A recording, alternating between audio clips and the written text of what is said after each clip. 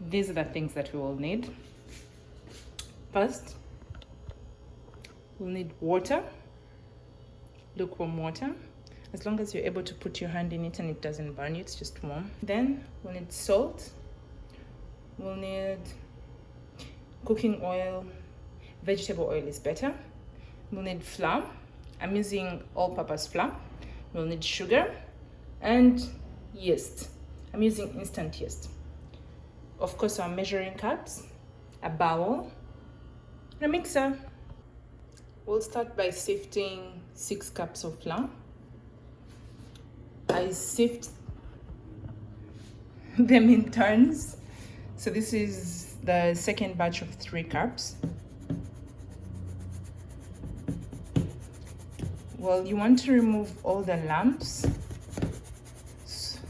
I found it's easier if you sift the flour so that when you blend them, you don't have any pockets, areas that just have flour and they're not mixed with the water.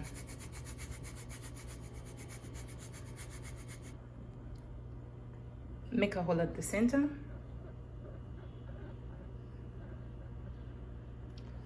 Add half a cup of sugar, a quarter cup of cooking oil,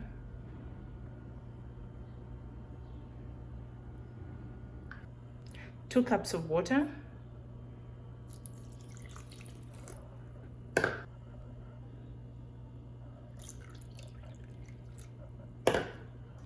one and a half tablespoons of instant yeast,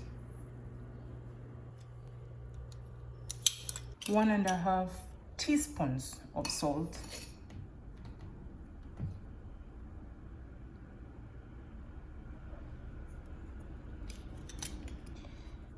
those are our 6 ingredients.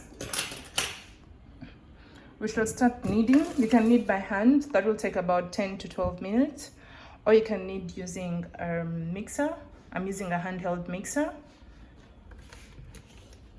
So this will take about 7 minutes. I'll start with the lowest speed and we'll increase as we keep going.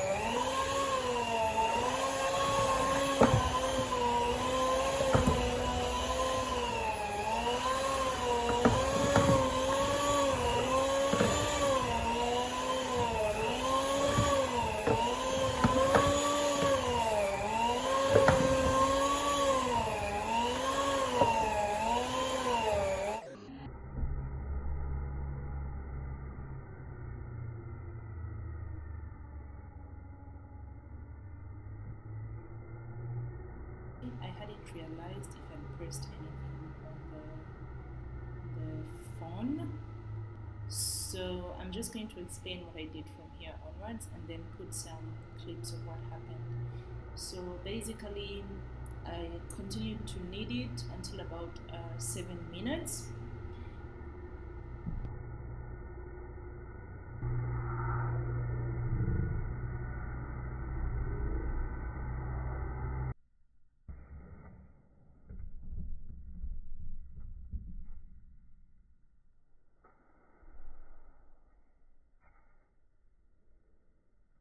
You're trying to just make a round ball and you're tucking in the dough at the bottom.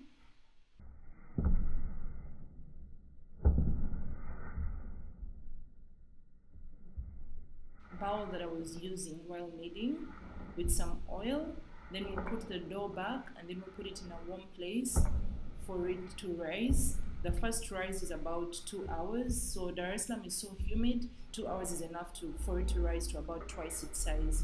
But if you're in a cold place, you can let it rise for longer.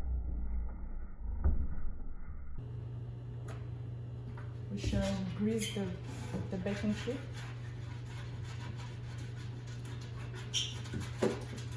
I'm going to bake directly onto the baking sheet.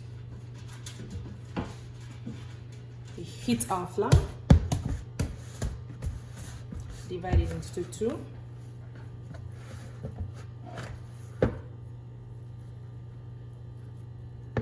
So soft and elastic. We fold it up. The containers where I keep my bread are almost in a circular shape. So I always fold my bread into a circular shape. I'll place them directly onto the baking sheet. There is no more manipulating them after this.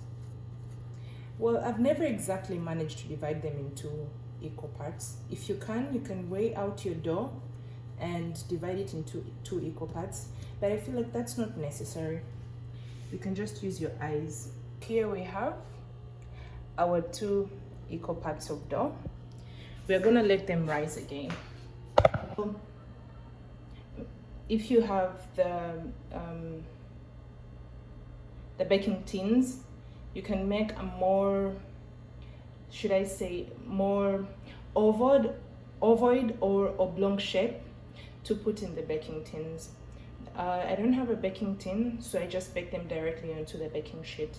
We'll come back after 45 minutes after they've risen to heat up our oven and start baking. The dough has risen to twice the amount, so we'll just put it in the oven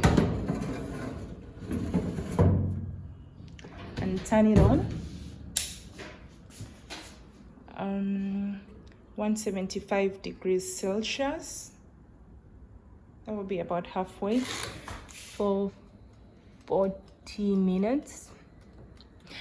And I turn off both the upper and the lower burners. So we'll come back 40 minutes later. We'll check on it. In 30 minutes, I'll come check on them and see how they're doing. That's how the bread looks like in the oven right now. I think it has about 5 minutes to go. So after 5 minutes, we'll remove it and we'll put some butter at the top of it so that when it cools down, the top is not that crusty, but it's more. So right when we remove them from the oven, we'll just grease the tops.